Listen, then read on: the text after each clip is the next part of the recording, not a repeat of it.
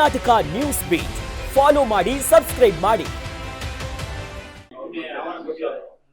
ಯಾರು ಬಿಜೆಪಿ ಇರಲ್ಲ, ಬಿಜೆಪಿ ಕೇಳಿ, ನನಗೆ ಕೇಳ್ತೀರಿ.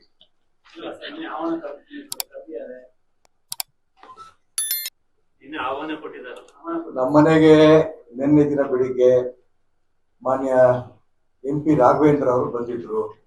ಈ ಒಂದು ವಿಶೇಷವಾದ ಕಾರ್ಯಕ್ರಮ ಇದೆ, ಯಡಿಯೂರಪ್ಪನವ್ರ 50 ವರ್ಷದ ಸಂಭ್ರಮಾಚರಣೆಗೆ ಬರಬೇಕು ಅಂತ ಕರೆದ್ರು. ನಾವು ಇಡೀ ಕುಟುಂಬ ಇವತ್ತು ಪುರಿ ಜಗನ್ನಾಥಕ್ಕೆ ಹೋಗ್ತಾ ಇದ್ದೀವಿ.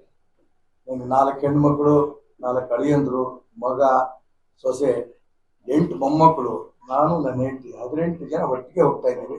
ಹಾಗಾಗಿ ನಾನು ಕಳಿಸ್ತೀನಿ, ಈ ಕಾರ್ಯಕ್ರಮಕ್ಕೆ ಬರಕ್ ಆಗ್ತಾ ಇಲ್ಲಪ್ಪ, ಒಳ್ಳೆ ಕಾರ್ಯಕ್ರಮ ನೀವು 50 ವರ್ಷದ ಮಾಡ್ತಾ ಇದ್ದೀರಿ, ಯಶಸ್ವಿ ಆಗಲಿ ಅಂತ ತಂದ್ಕೊಂಡು ಯಡಿಯೂರಪ್ಪ ತಿಳಿಸಿ ಅಂತ ಕೂಡ ನನ್ನ ಕಳಿಸಿದ್ದೀನಿ. ನೀವು ಹುಡುಕ್ಬೇಡ, ನಾನು ಕರೆದಿ ತಡ ಆಯ್ತು, ನನ್ನ ಬಾಯಲ್ಲಿ ಬರ್ಬೇಕು ನಿನ್ನ ಆಸೆನಾ?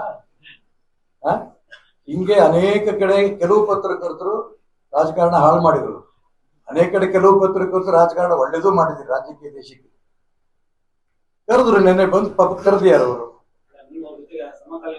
ನಾನಿಲ್ಲ ಅಂದಿಲ್ಲ, ಅವ್ರು ಹೇಳಿದ್ದಕ್ಕೆ ನಾನು ಉತ್ತರ ಕೊಟ್ಟೆ.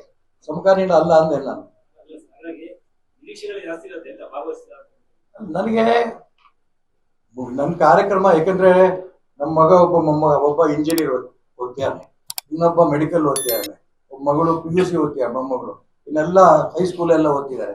8 ಮೊಮ್ಮಕ್ಕಳಿಗೆ ಭಗವಂತನ ದಯದಿಂದ ಈ ಸಂದರ್ಭದಲ್ಲಿ ರಜೆ ಇದೆ.